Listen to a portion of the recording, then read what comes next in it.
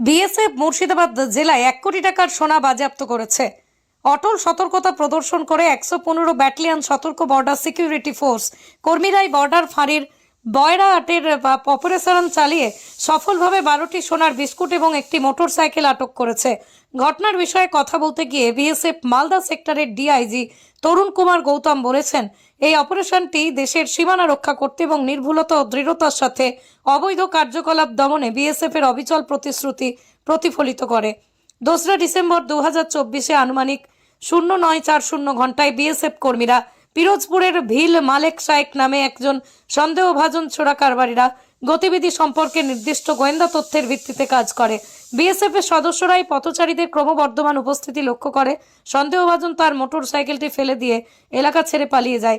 Company commander এবং গোয়েন্দা শাখার প্রতিনিধির উপস্থিতিতে বিএসএফ এর দল মোটরসাইকেলটির বিস্তারিত পরিদর্শন করে।